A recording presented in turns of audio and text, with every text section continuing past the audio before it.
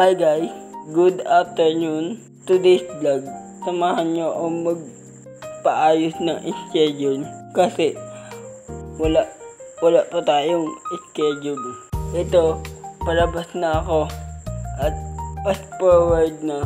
Laad na kami pupuntang kanto para makasakay naman agad. Mamaya din, andito na kami sa kanto.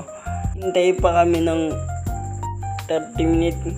Tapos, ngayon lang kami nakasakay. Punta na kami ng OM. Ba't ba ako pupunta ng OM? Kasi wala pa akong subject at saka schedule. Kasi yung kaklase ko meron ng schedule. Ako na lang ang wala. Kaya pinapunta na ako ni Kuya sa OM at ikasuhin. Nakababa na pala kami. Tapos pumasok na yun sa OM. Na kami sa OM.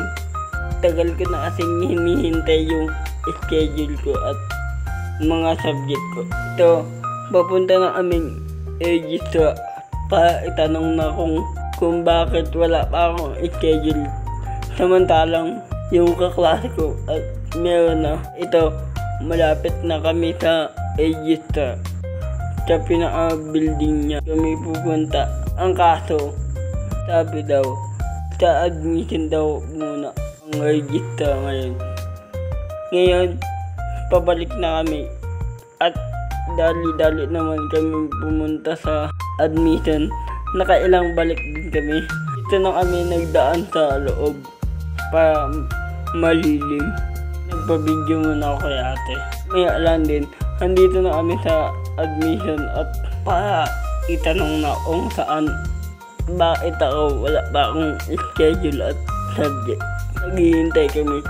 Sabihan na kami na lumipat kami ng school kasi dito lang sa harapan ng OMSC. Yung kabila lang. Sabi kasi sa program daw ng BSBA-FM. Pasok na kami sa program. Agad naman kami dali-dali magpunta doon kasi sobrang init talaga niyan. Tek.